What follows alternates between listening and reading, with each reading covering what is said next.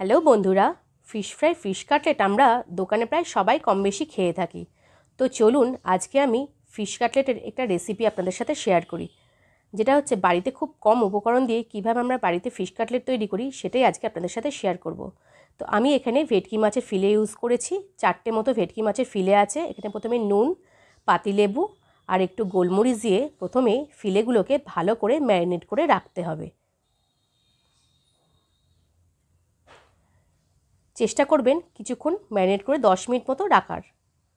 আর এখানে আমি কিছু বাটা মশলা ইউজ করেছি, যেটা হচ্ছে পেঁয়াজ, কয়েকটা চেরা কাঁচা লঙ্কা, যে যেমন ঝাল পছন্দ করেন। আমি এখানে 7-8টা মতো কাঁচা লঙ্কা ইউজ করেছি। আর এখানে রয়েছে আদা রসুনের পেস্ট। এখানে আপনারা গোটাও দিতে পারেন, আমার কাছে এখানে পেস্ট ছিল তাই এখানে আমি পেস্ট দিয়েছি। আর এখানে 1 মুঠো মতো ধনে পাতা, আর এখানে বিট নুন, ভাজা মশলা যেটা আমি ঘরেই তৈরি করে রেখেছি, আর এখানে শুধু লবণ আর একটু চিনি পরিমাণ মতো। আর সবশেষে একটা লেবু আমি এখানে রসটা দিয়ে দিয়েছি, লেবুর রস। আর সবার শেষে দিয়ে দিয়েছি 1 চামচ মতো তেল।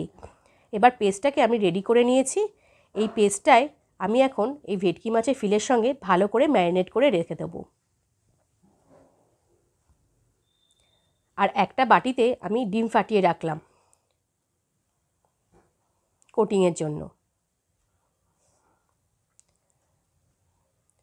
তো ডিমটা আমি এই ব্যাটারের সাথে মিক্স করে নেব, তাতে এর বাইন্ডিংটা খুব ভালো আসে। তো এর মধ্যে কিছুটা কর্নফ্লাওয়ার দিয়ে দেব। আপনারা চাইলে চালের গুঁড়ো অথবা ময়দা ব্যবহার করতে পারেন।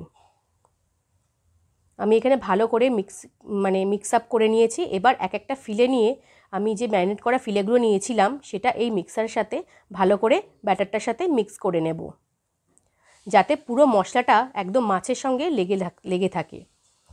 তো আমি আর একটা বাটিতে ডিম ফাটিয়ে নেব, যেটা আমি কোটিং করতে সাহায্য করেছে। আর এখানে আমি দিয়েছি ডিমের মধ্যে একটু বিট লবণ আর একটু গোলমরিচ গুঁড়ো। দেখুন আমি এটা একটু ম্যারিনেট করে 10 মিনিট মতো রেখে দিয়েছিলাম। আর এখানে যে ব্রেড ক্রাম্বসটা দেখছেন, এটা পুরোটাই আমার ঘরে বানানো। যেহেতু আমি সাদা ব্রেড পাইনি, তো আমি এখানে ব্রাউন ব্রেড ইউজ করেছি, তাই একটু দেখতে কালচে হতে পারে।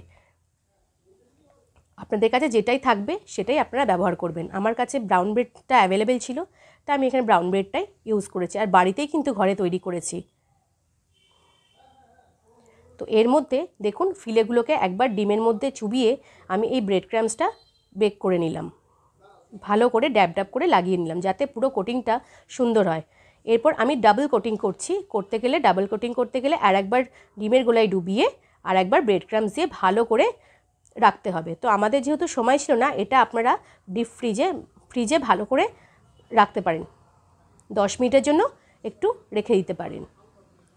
আমাদের হাতে যেহেতু সময় ছিল না, তাই জন্য আমরা একদম সাথে সাথেই ভেজে নিয়েছি। দেখুন খুব ভালোভাবে ড্যাব ড্যাব করা হয়ে গেছে। এবার প্রত্যেকটা ফিলেকেই আমরা একই প্রসেসে এইভাবে সব ব্রেড ক্রাম্বস মাখিয়ে একটু রেস্টে রেখে দেবো।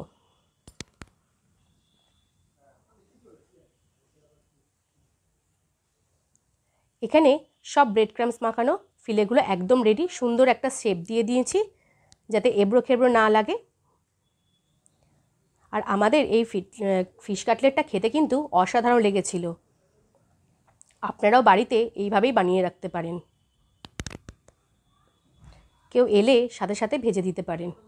একটা এয়ারটাইট কন্টেনারের মধ্যে ভালো করে রেখে দিতে পারেন। তো এখানে আমি দেখুন একটা ফ্রাই প্যান নিয়েছি, কড়া নিয়ে ফ্রাই প্যান আমি এখানে ইউজ করেছি। ফ্রাই প্যানের মধ্যে অনেকটাই সাদা তেল দিয়েছি।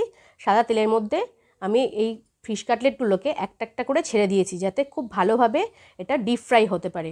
তো দেখুন এক পিঠটা হয়ে গেলে আমি ডাবল পিঠটা উল্টে দিচ্ছি। লো ফ্লেমে ভাজবেন, যাতে না পুড়ে যায়, ভেতরটা যাতে মাছটা সেদ্ধ হয়ে যায়। তো দেখুন আমাদের ফিশ কাটলেট একদম ভাজা রেডি। এবার স্যালাডের সাথে দারুণ করে গার্নিশিং করে আর কাসুন্দি দিয়ে অবশ্যই কিন্তু এটা সার্ভ করতে পারেন।